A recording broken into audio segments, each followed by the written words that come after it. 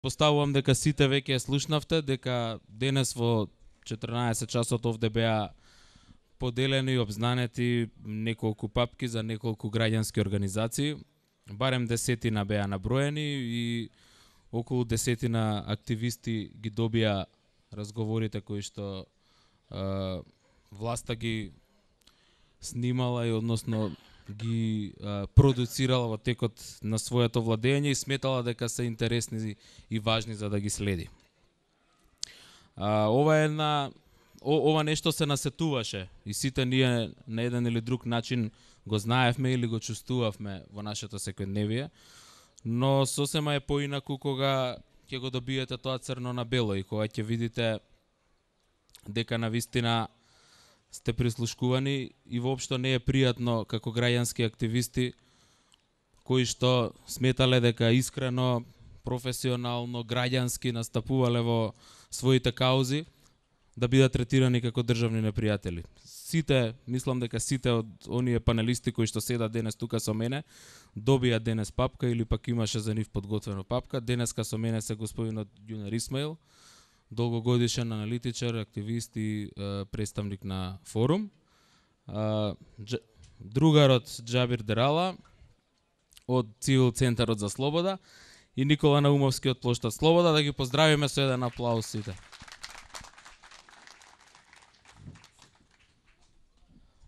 Кога за прв пат слушнав за аферата прислушкување и понатаму како што се одмотуваше клопката, во глава ми се вртеше секојаш зборот Штазиленд. Штазиленд е една книга на Ана Фандер, еве ја пред мене, приказни од зад Берлинскиот зид, во која што се опишува како живееле граѓаните на Источна Германија во текот на 45 годишниот суров диктаторски режим, кој што еден од своите главни полуги на кои што се темел и заради кои што имал цврста власт било токму следењето и прислушкувањето на сопствените граѓани. Како вовет за панелистите, на кратко само ќе прочитам еден извадок каде што авторката на книгата оди во Нирнберг, каде што се спојуваат оние досиеа кои што биле сечени, односно кои што биле уништувани од тајната служба на Источна Германија Штази. Еве што вели еден од тие кои што ги спојуваат досиеата. Мислам дека при крајот Штази имала толку многу информации што мислела дека сите се непријатели, бидејќи сите биле надгледувани. Мислам дека веќе не знаеле кој бил со нив или против нив, или дали сите ги држале устите затворени. Кога наоѓам досие за семејство кое го надгледувале во нивната дневна соба цели 20 години, се прашувам каква сорта се овие луѓе кои сакаат да ги знаат овие работи. Исто така одговара една од жените кои што работат на спојување на досијата на Штази. Кога наоѓам љубовни писма си мислам за жал тие навистина отварале се. И низ колку ли раце поминало ова, колку копии се направени. Би мразела тоа да ми се случувало мене. Ни јас не се чувствувам многу добро кога ги гледам откако ќе ги составам. Мислам дека никој од нас не се чувствува добро во овој наш Штазиленд на масовно прислушкување, следење и застрашување на граѓаните. Има ли некој поштеден од оваа Штазиленд машинерија на Груевски, господине Исмаил? Еве за почеток би ви дал збор вам. Па, веројатно има, за среќа. Колкав е нивниот број, можеби никогаш нема да дознаеме. Со оглед на тоа што сега е во посет на опозицијата, тоа е само еден мал дел од она што се предпоставува дека таа машинерија, таа апаратура била способна да го направи. Едно знам само дека службениците во службата за следење на комуникации, кога биле особено дежурни или при крајот на работното време, молеле Бога, например, Зоран Заев да не дигне телефон до некого. Тоа ќе подразберело да го снимат разговорот, да го анализираат, да го стокмат и да испратат информација до висшите инстанции, нели?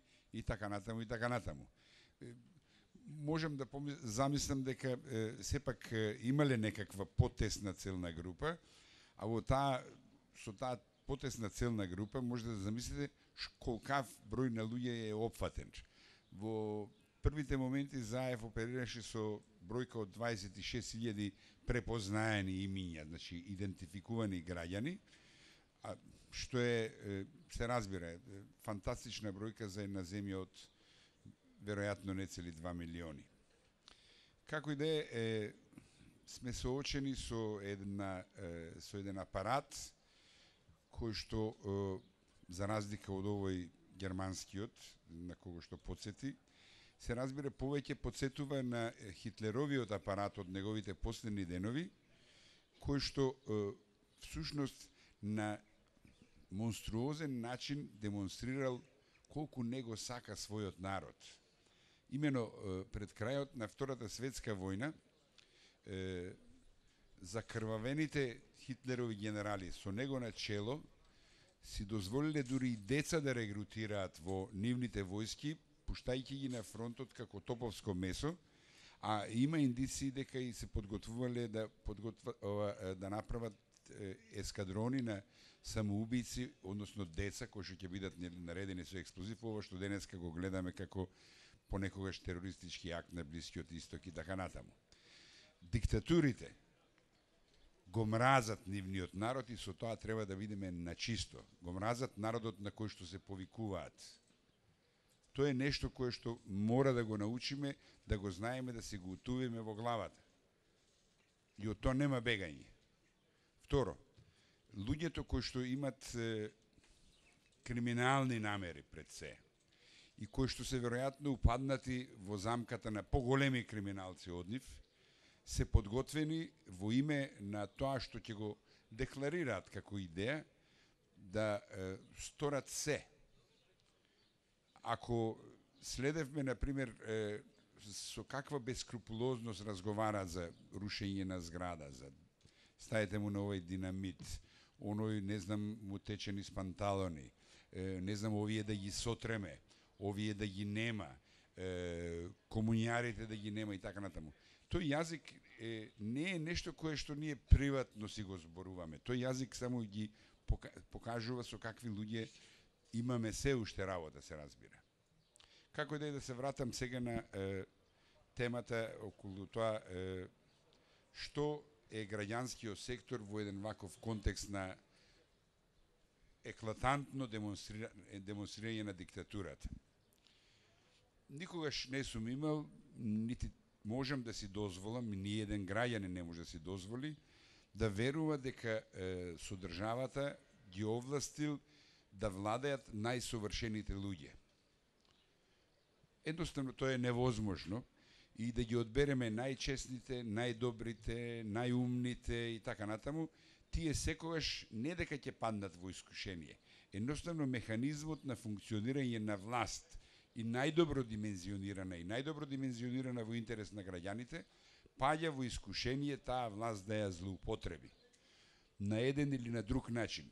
Еден начин е, например, да ги злоупотреби парите на граѓаните, тоест јавните пари, другиот начин е да ги злоупотреби полуѓите на власт, особено полуѓи на власт која што модерната технологија им ги ја дава во просто неограничени размери. Знаете, Штазилен тука пред нас, власта на Груевски не ќе можела ова да го реализира без содејство на Deutsche Telekom, да сме на чисто со тоа. И тоа е нешто околу кое што Deutsche Telekom утре ќе треба да биде запрашен, дали ние како поединци, дали како колективитет, на некој начин Deutsche Telekom ќе мора да одговори не со своја интерна истрага. Веројатно ќе треба да уследи некој посериозен судски процес во кој што Deutsche Telekom ќе ја покажи причината заради што бил толку кооперативен со илегално избраните македонски власт. Денеска тоа го гледаме од разговорите со кои што располагаме. Значи, граѓаните за несреќа или за среќа морат да го живеат својот живот со очите отворени 4. И да се подготвени во секој момент да и дишат во вратот на било која власт. Брат ми да седи во зградата зад мене, мора да биде предмет на мое мониторирање, бидејќи тој таму не седи само заради мене, туку седи заради сите вас. Тоа е идејата на граѓанското општество, без кое што една демократија не може да се замисли. Таа ќе биде инвалидизирана или инвалид демократија. Се покажува дека во тоа Груевски успеал скоро во целост. Велам скоро во целост, за среќа ги преживеавме сите напади. Тие што подобро се сеќаваат, веќе во 2006 година, од 1 септември натака, првите потфати во она што го декларира како политика владата на тогашното ВМРО-ДПМН беше да ги нападне тие невладини организации за кои што сметаше дека може да му посметаат. Така ја нападна Транспарентност, така нападна други организации, Центарот за европско образование, Сорос, се разбира, Институт за отворено општество. И при тоа направи уште нешто. Сега ние сите се смееме кога ќе ги чуеме анкетите на Павел Шатев, на Димитрije Чуповски, не знам, некакви други организации, жртви на транзицијата, жртви на ова, жртви на она и така натаму. Тоа беше всушност инсталирање на лажни невладини организации, та дури ако седнете да ги прочитате тогашните службени весници, ќе видите дека веќе пред изборите во 2008 година на стотици, на илјадници нови невладини организации се регистрираа, некои сите на една адреса, некои на непостоечки места, луѓе анонимни и така натаму. Значи, Груевски многу добро знаеше како треба да го совлада барем еден од деловите од каде што може да му се појави отпор. Велам, тој знаеше, ама и ние знаевме. Постарите од нас имаме, предпоставам, некакво вградено чувство на внимателност при комуникациите, не секогаш се разбира, и многу често во нашите комуникации знаеме да го употребиме на израз не е за по телефон. Секој од вас веројатно некогаш го употребил тој израз. Па така ние може би и не сме зборувале се. Иако тоа е невозможно и на крајот на криштата мачно е да вие секој фаќање за телефон, дали ако ви звони, дали некому да позвоните, размислите за содржината на вашиот разговор и што би било компромитантно во очите на некој кој што тој разговор го слуша. На крајот на криштата овие луѓе зад нас покажа дека воопшто не мора некој да биде да сгреши, да го прекрши законот. Со два заштитени сведоци или како ги викаат, не знам, може да ве осудат дека продавате кокаин, дека сте биле прв другар со Хитлер и така натаму и така натаму. И никому ништо, нивниот суд, нивните партиски војници да ви пресудат, око да не ви трепне. Едноставно, во меѓувреме се разоткри дека судовите крајно некритички, односно просто слепо ги подпишувале барањата на обвинителството, односно на Министерството за внатрешни работи за примена на посебни истражни мерки. Без да погледнат за што станува збор, за кого станува збор и зошто е нужна примената на посебни истражни мерки, со кое што режимот на Груевски се занимавала известно време и потоа престанала. Прислушкувала, применувала мерки без воопшто да се обраќа на судот, освен во случај кога требало за некого да одработат случај како е на пример со Љубе Бошковски, и тоа да биде нели комплетирано, да направат папка некаква документација според кој што нивниот суд ќе пресуди колку што треба и колку што му е напишано всушност да суди. Тоа е делот кој што сакав јас да го кажам и да напоменам уште еднаш на крајот. Значи, што и да се случи во оваа земја, утре, задутре, после една година, кој сака нека седне во оваа зграда или во некаква друг облик на зграда, ова не го рачунам во финален облик на зградата, ќе мора да знае дека наспроти него ќе има граѓански сектор кој што се разбира, знае да биде и конструктивен, но и знае да биде безмилосен кон оној кој што власта не ја употребува со добри намери, во добри цели и во интерес на граѓаните. Благодарам.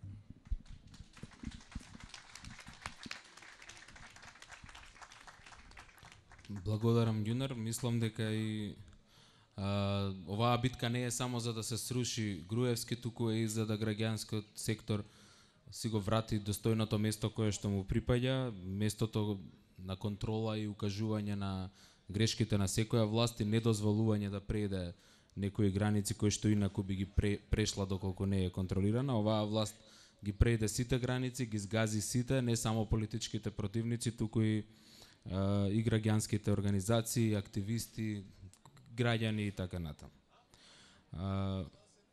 Мислам дека треба да имаме на ум дека Груевски, оваа пракса на Груевски не е осамена. Тој има колеги, диктатори во Европа на кои што често се повикува. Еве, например, ако го земеме озлогласениот унгарски премиер Виктор Орбан, тој има прилично јасен и сличен однос према невладините организации и вели дека сите оние кои што добиваат странска помош треба да бидат мониторирани и третирани како агенти на странските сили.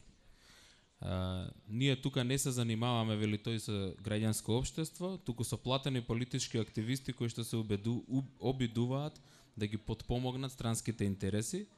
И добро е доколку постои некој парламентарен комитет кој што ќе ги мониторира, кој ќе го мониторира нивното влијание како влијание на странски монитори. Многу често се чувствуваме како да живееме во Орвеловата 1984. Символично или не, денеска е денот кога пред 56 години е објавена оваа книга. Па еве би го прашал Никола, дали се чувствува како да живее во приказната опишана во Орвел, или по-конкретно, бидејќи ете денеска доби дел од материјалите, дали власта ги користела информациите кои ги добивала за вас, за пресретнување на некакви акции, бидејќи Плошта Слобода беше една од по-истакнатите активистички групи? Одлично.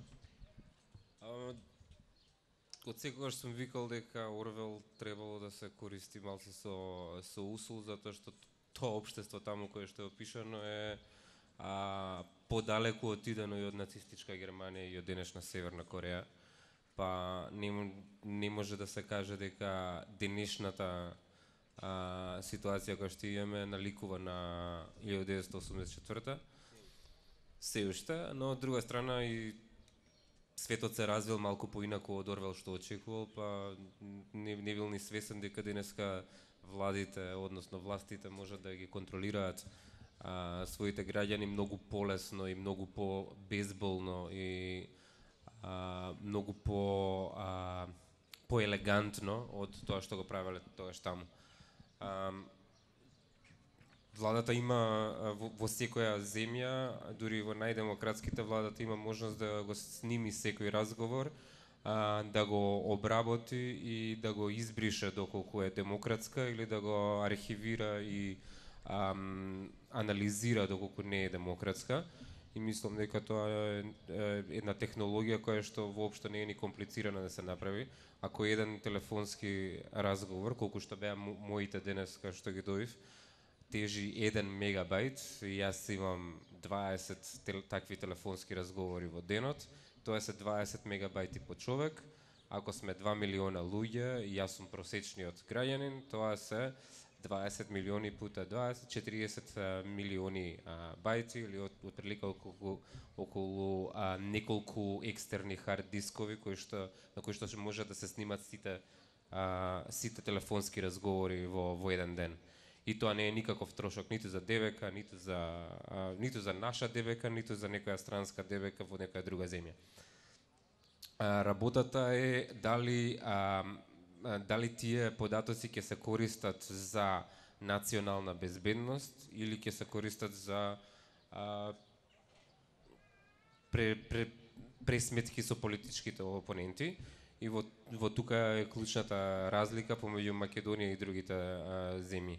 Во Македонија телефонските разговори кои што биле снимани и анализирани биле правени за да може да се да се местат полициски, односно судски случаи, да се предсретнуваат активистички акции, за да може да се предвидуваат некакви политички однесувања на политичките актери, и тоа секогаш во корист на власта. Јас не сакав да одам во анализа ниту на моите разговори, ниту на овие другиве, затоа што не сакам повторно за да не оддавам со кого сум разговарал и што.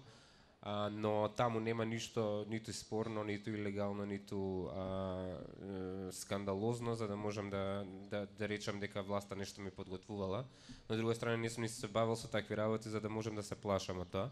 Сепак тоа што сум искачал јавно да зборувам во свое име и во име на својата организација во јавност, сепак сум ја изгубил таа тактичка предност, односно факторот изненадување кој што би го имал да сме живееле во некакво демократско општество, каде што владата не би ја интересирале до толку моите зборови и моите акции, и да владата не би инсистирала толку многу да оди на својот пат. Исто така би сакал една мала дигресија во однос на дефиницијата на граѓанското општество. Јас во неколку наврати овдека во кампов, а и претходно со години, граѓанското општество се опишува како невладините организации, најчесто тоа се организациите кои што се бават со човекови права и некакви западни вредности како слобода, правда и така натаму. Ја би сакал да додадам дека граѓанското општество е една многу поширока сфера во која што влагаат и дури оние организации кои што нас не ни се допаѓаат или кои што очигледно се појави на глумци во јавноста кои што наводно заговараат некакви интереси, а всушност не. Така што не само што тие лажни организации како што беа овие лажни институти кои што правеа лажни анкети кои што ги спомна Ѓунар, не само оние активистички организации како беше Стоп за транзицијата или организацијата која што ги тепаше студентите во 2009 на площадот и така натаму, дури и тие би ги нарекол граѓанско општество. Дури би отишол подалеку да кажам дека граѓанското општество вклучува и многу други актери кои што може да бидат верски организации, синдикални организации, професионални како што се архитекти, сметководители кои што се појавија, или пак може да бидат и дури и денешната која што ја гледав на вести Унија на работодавачи. Сите тие се граѓанско општество и тие сите во граѓанското општество има сосема нормална појава да има конфликти, односно разлики помеѓу многу од организациите, затоа што се работи за различни интереси. Како што денеска имаат различен интерес синдикатот и Унијата на работодавачи во однос на тоа дали ќе се исплаќа К15 или не, така и е логично дека треба да постои организација која што колку лудо и тоа да звучи, треба да биде контра Плошта Слобода и да го брани проектот Скопје 2014. И во таа смисла Никола Груевски, ВМРО, ДПМН и овој режим кој што го воспоставија не се толку алергични на граѓанското општество, туку се алергични на слободоумните, правдолюбивите луѓе кои што изминативе 9 години шетаа по скопските улици барајќи западни, јас би рекол, вредности во Македонија. Од таму ако тргнеме и ако гледаме од друга страна, јас пробувам да се поставам сега како некој активист од кампот на ВМРО пред собранието, можам и да наведам и примери каде што ВМРО ДПМН ги слушала граѓаните и нивните барања во однос на тоа што треба да се прави со јавните пари или со некои политики. Ако се сеќавате да не беше Светски македонски конгрес и да побараше да се изгради 30 метарски крст во аеродром, тој крст немаше да биде изграден, или пак ќе требаше да дојде од некоја друга организација, повторно глумци и така натаму, како што ја ги викам, но сепак како за пример на соработка помеѓу државните институции и невладиниот сектор, тоа е еден пример. Понатаму ова што денешниот пример што го спомнав со работодавачите и синдикалистите за преговорите за К15, К15 како реформа беше донесена по иницијатива на владата, замислете, а не на синдикатите, и сега владата кога постои проблем и работодавачите немаат пари да го исплаќаат К15, одеднашка владата се трга на страна од процесот и кажува вие двете страни одлучете се што ќе се случи, познавајќи ги односите, односно силите во капитализмот и едно рано капиталистичко општество како што е македонското, многу е веројатно дека работниците ќе останат со прстот во уста, а дека работодавачите ќе си ја истераат својата агенда.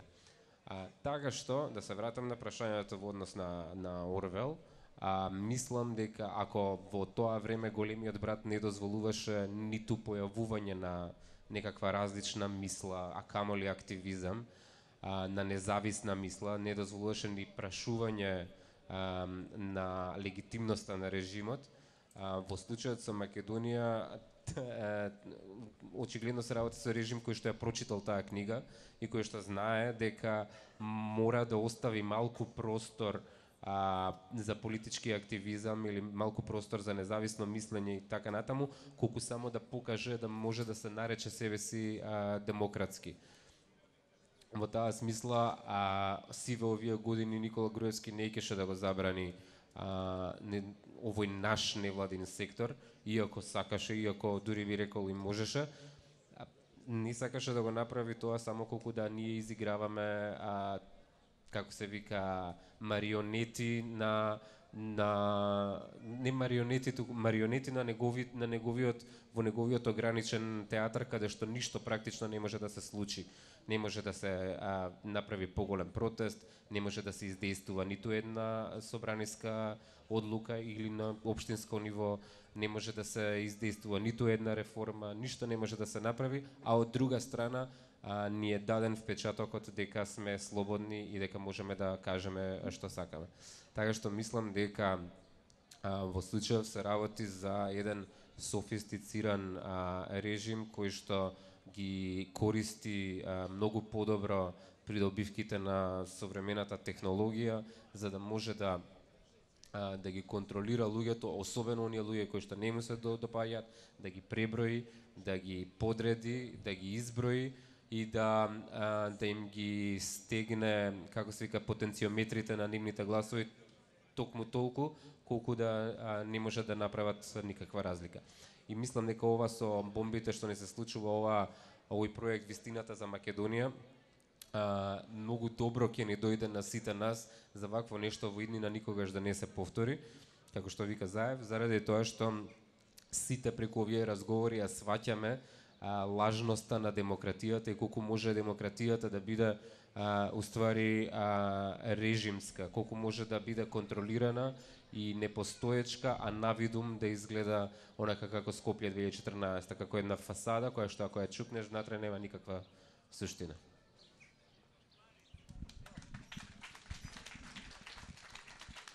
Благодарам. Ако имаме фингиран граѓански сектор или граѓанско општество, тогаш веројатно и тоа така се сваќа и фингираната демократија и фингираните избори и сето она што би требало да биде вистинско, а всушност е фингирано под палката на власта. Мислам дека имаме и уште еден пример за вакво третирање на невладиниот сектор, а тоа е Путинова Русија, каде што всушност тоа оди на линија на она што овдешните паралелни граѓански организации цело време го истакнуваат, дека ние сме некаков странски елемент, некакво диво месо, нешто што е вметнато во инаку чистата македонска демократија. Путин донесе закон со кој што секоја организација која што добива странски пари треба да биде регистрирана како странски агент. Тоа е еден КГБ концепт кој што уште поголем притисок врши кон оние кои што и би се осмелиле да ја критикуваат власта преку граѓанските организации. Дали вакво сценарио не очекува и нас доколку оваа власт продолжи да владее Џабер, бидејќи од ништо до сега како граѓански организации кои што се бореле за некакви западни вредности, ако го уважиме концептот на Никола, не сме биле поштедени ниту од притисоци, ниту од прислушкување, ниту од судски гонења, ниту пак од закани. Што можеме да направиме да се спротивставиме, да не испадне дека само се жалиме?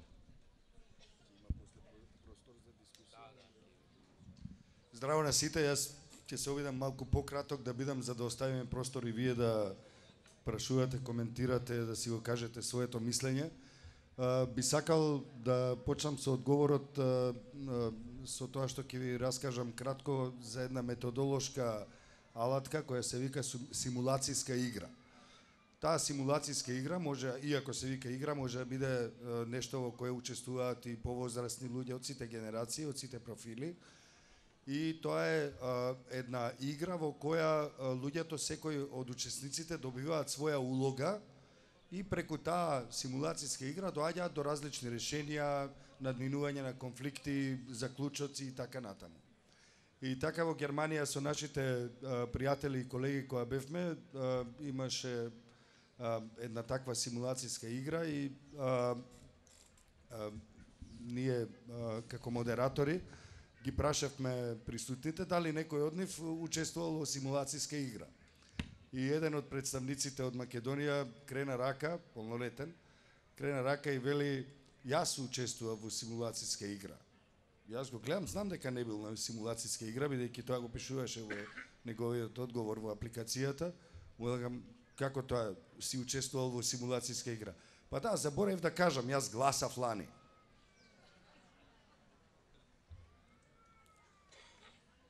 Епа, тука ме носи малку и разговоров на една друга страна, кога ние како организација ги наблюдувавме изборите, подеднакво како и други невладини организации, од кои има една која во својата мрежа вклучува 90 невладини организации, а извештајот од изборното наблюдување беше 1,5 страница со суперлативи за изборниот тек и во 2013 или 2014 година, инаку се работи за активисти на ВМРО или МВР, како сакате, кои биле имплантирани во гласачките места.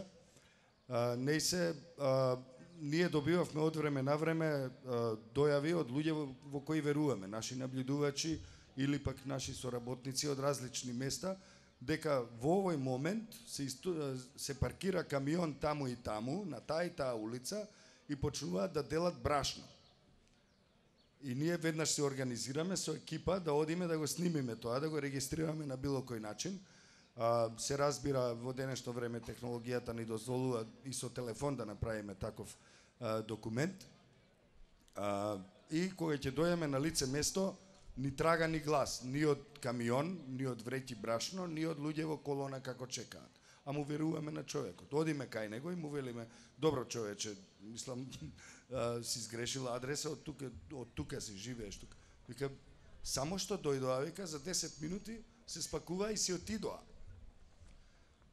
Кога почнаа бомбите на опозицијата, мене ми стана јасно од каде ваквата нервоза, односно снемувањето на ситуации. Затоа што ги следеле нашите комуникации, се разбира. Ние знаевме дека ни ги следат комуникациите. Знаевме дека слушаат и тогаш кога разговаравме со другарки и другари, кога си раскажувавме нежности или кога се каравме со некого по телефон, кога нарачувавме пица, кога се договаравме да се чекаме за 5 минути пред зграда и така натаму. Знаевме, често пати ги поздравувавме. Здраво, како сте, ви се допаѓа тоа? Некојаш знаевме да си читаме поезија едни на други по телефон и потоа да кажеме: добро, сега не си само ти на другата страна што слуша оваа песна, слуша уште некој. И имаше таква атмосфера веќе со години, знаевме. И јас денеска најдов една многу мала трага од светлина во сево ова. А тоа е дека сепак не слушал некој. И затоа и пред новинарите, пред неколку часа, а и сега пред вас, заедно со вас, би сакал да станам и да им заблагодарам. Благодарам што слушавте.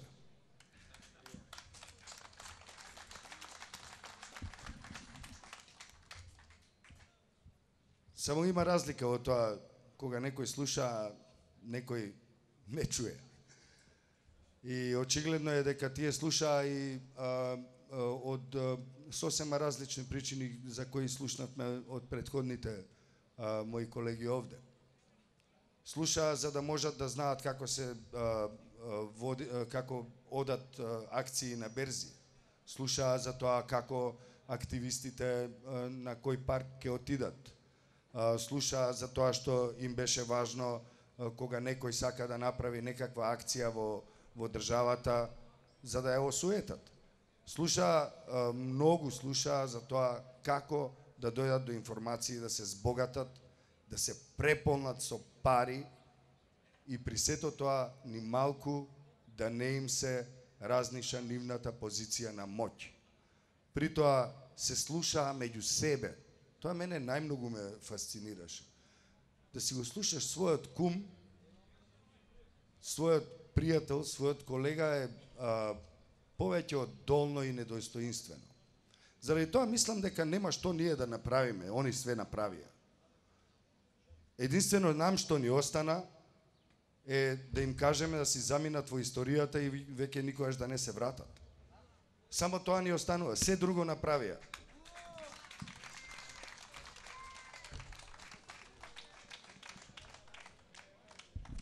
Благодарам, Џабер. Веќе преку 20 дена сме тука и претходно преку 9 години за да им кажеме да си одат, така и ќе биде за да се додека не им го видиме грбот.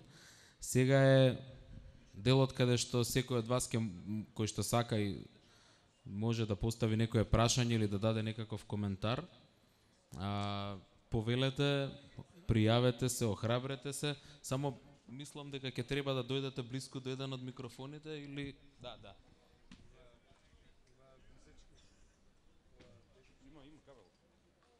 Има кабел. Дали некој би сакал да праша, да искоментира?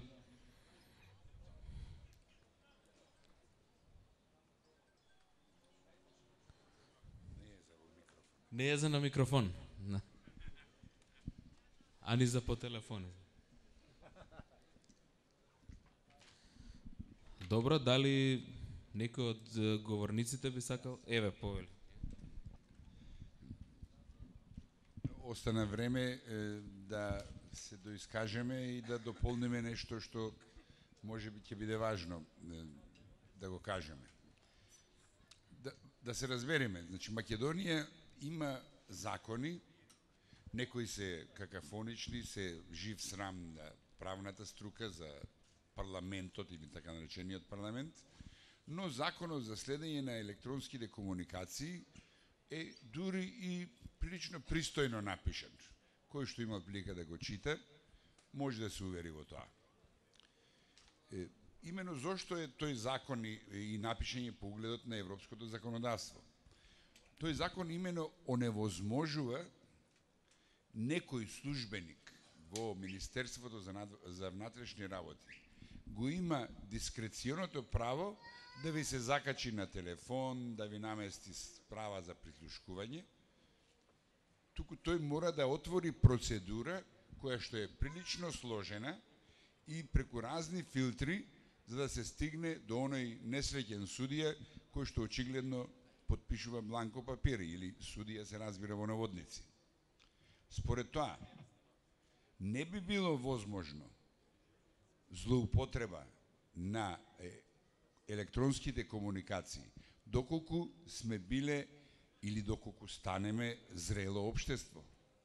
Сега во моментов ние сме окупирано општество, општество во кое што граѓаните се разбира зборуваат тоа што е за по телефона, не го зборуваат тоа што не е за по телефон, а уште помалку се осмелуваат тоа јавно и гласно да кажат.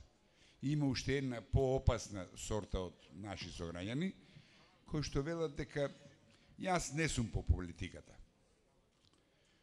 Па сега тие Тоа што не ќе да се занимава со политиката, а едноставно излезете ли надвор од куќниот праг, веќе сте во политика, политиката ќе се занимава со негото, ќе се занимава на начин како што се занимава 9 години овие мангупи со нас. Да е до занимација, дури некако ќе го проголтаме. Ова занимавање со нас е прилично брутално, бога ми со човечки жртви.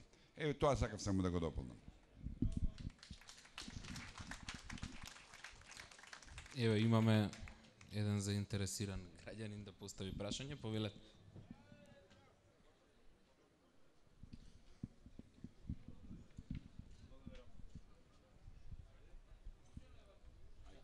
Благодарам. И пред се голема благодарност до нашите драги гости. Иако овдека може да забележам дека најмногу од 30 луѓе навистина внимателно го следеа сето ова, многу мина не беа баш многу сериозни.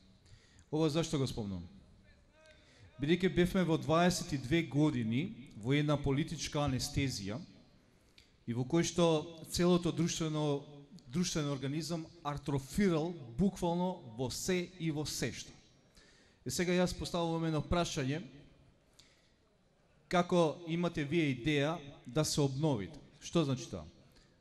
Овдека се изнесени едни прекрасни теми, во кои што многу убаво асоцират на едни свети зборови, кои што рече оној кој што ќе го види братот свој, кој што греши, а не му обврдал внимание или не го укорил со љубов дека тој греши, тој станува полоши од оној што го прави тој грев. Така да ние одека дојдовме да го тоа да го искажеме и да ги кажеме сите тие работи.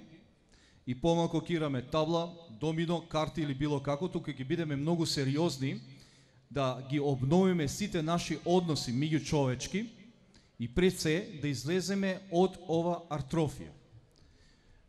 Давам еден предлог да се води многу силна кампања за развивање на висока свест на меѓучовечките односи, на вистинско значење на демократијата и пред се на една отворена соработка. Зато сме ние тук. Благодарам. Благодарам многу. Дали има некој друг кој што е заинтересиран да праша, да каже, да искоментира? Еве, Ина.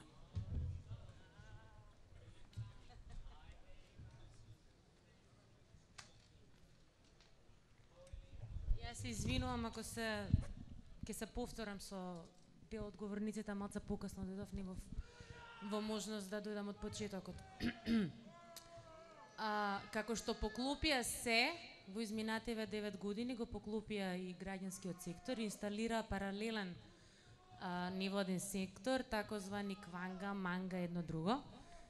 И сега бидејќи овде све е станато прашање на перцепција и сега од овие снимки дознаваме многу, кажете дека малограѓанштина, кажете дека мој некаков, дури провинцијализам, али јас многу би сакала во јавноста да излезат снимки не за овие вистински борци за човекови прави, фундаментални вредности, демократски стандарди, владење на право, добро владење, туку за сите оние кои што навистина се бориме за некакви стандарди и услови, не поклопија. И тука зборувам за различни Павел Шатеви, Димитрije Чуповски, па дури ако сакате и за оние релативизатори, неутрализатори и други кои што на еден или на друг начин, за да си обезбедат место под нивното сонце, одлучија да бидат аутистични и да затвараат очи на вистинските состојби. Мене, да ви кажам искрено, тоа ме интересира. Зашто сакам да видам како функционирале работите таму. Еве, јас ќе ви кажам една ситуација. Јас водам една невладина организација, претходно работев во една друга. Ние 9 години не можеме да обезбедиме представник од државните институции, национално ниво, локално ниво, регулаторни комисии или други органи, да дојде и да учествува на наши настани, да земе учество во наши истражувања, за да нашите производи, продукти, анализи бидат квалитетни и да бидат базирани на знаење, на информации. Нас тие информации ни се ускратени, а им се даваат на тие, условно речено, нивните, за да продуцираат хвалоспеви кои што немаат никаква врска со реалност. Благодарам. Благодарам, Мина. Мислам дека сите би не интересирало и кого извадиле од кревет и кого ангажирале за неутрализирање или за напад врз граѓанските организации кои што се бори. Да, се разбира. Ова добро Каленка не подсети. Знаете, треба тие луѓе што ги станувале од кревет или сличните, треба да ги подсетиме дека всушност не се продале они, туку нас не продавале. Значи, мене совршено не ме интересира нивниот морален лик, туку кога се продавале, не знаеле или не сакале да знаат дека нас не продале. Таквите не продадоа. Благодарам. Дали има уште некој што би сакал? Еве, Джабер. Јас мислам дека списокот на тие што они ги продале се и нивните деца, освен нивните деца и нашите деца. Тоа е моралниот пад на оние кои сакале за трошка слава и пари да дојдат до ситуација да фрлат на буниште буквално се што може да значи човечко и човечност. И своите внуци и синови и ќерки ги продале. И со тоа ја задолжиле земјата не само во пари, туку во една ја фрлиле својата земја во едно буниште, во една смрдеа која многу долго време ќе ја чувствуваме.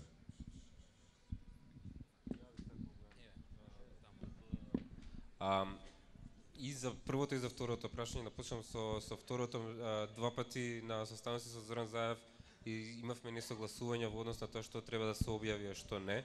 Јас мислам дека би било многу интересно и многу корисно, иако не се работи за кривично дело, да се чуе кој му се јавил, да речеме, на Јанко Илковски на 27.3.2009 и му нарачал да свика протест спонтан на площад. Или па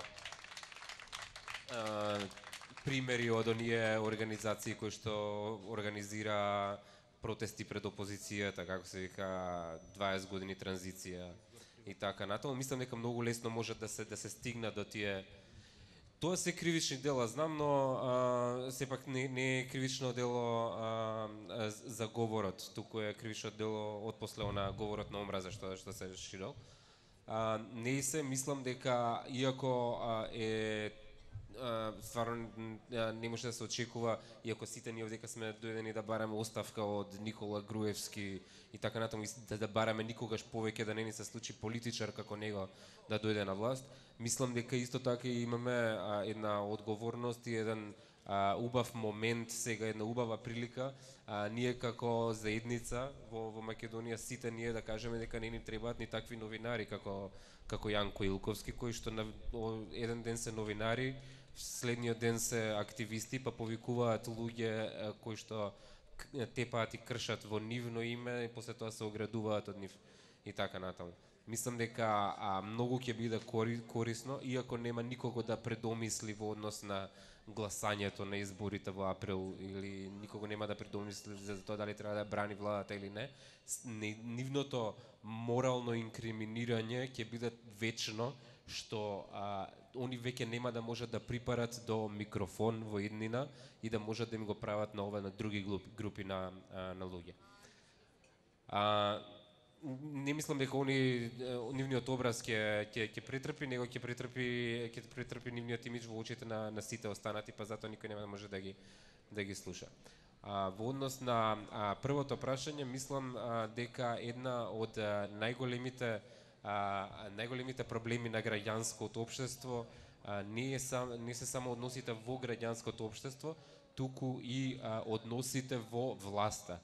А тоа е најголемиот проблем, се така наречените меници. Смислата на граѓанското општество е да влијае врз одлуките на властите. Ако вие сте некое еколошко здружение и сакате да ја прогласите Шар планина за национален парк, вие денеска не можете да пристапите во собранието и да побарате некоја партија или некој пратеник независно да се одвои од својата пратеничка група и да гласа, затоа што едноставно знаете дека пратениците гласаат во јато. И владата на Никола Груевски има 100% учинок, исто како овие судииве што имаат 100% учинок на одобрување на прислушкување, така и пратениците на ВМРО ДПМН имаат 100% учинок во гласање на предлози на владата. Тоа е абсурд во една парламентарна демократија, не парламентарна демократија, каде што постои подвоеност на власта, на законодавна и извршна и нормално судска, не може да се случи, постои фабричка грешка ако постои 100% согласување на законодавниот дом и владата. Исто како што е фабричка грешка Ѓорѓе Иванов, лицето Ѓорѓе Иванов, кој што во 100% од случаите се согласува со секој закон што ќе го донесе, што ќе го предложи Никола Груевски и 100% ќе го изгласаат во собранието пратениците на ВМРО ДПМН во овие колку се 6 години ниту еднаш. Јас не знам дали постои таков пример во Европа или во западните демократии, ниту еднаш не изразил несогласување и тоа да го артикулира преку непотпишување на некој закон.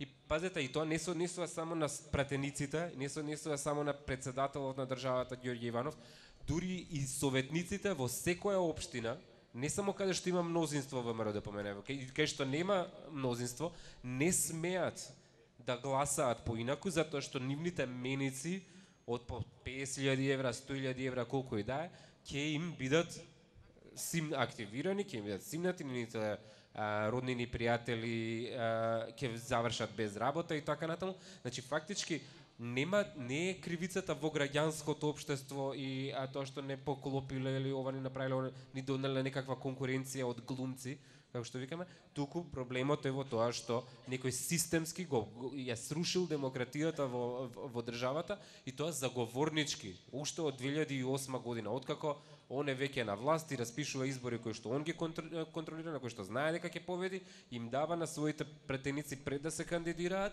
обврска да потпишат дека секој пат 100% ќе бидат со него. И на тој начин Груевски современо, не онака како што Орвел го замислил тоа, современо го има укинато парламентот во 2008 година и во 2009 ја има укинато институцијата председател на Република Македонија.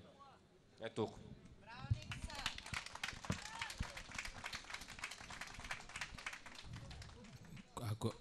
Ако на пратениците им е 300.000 евра меницата, кој знае колку му е на Ѓорѓе Иванов за неговото нечинење во сите овие години.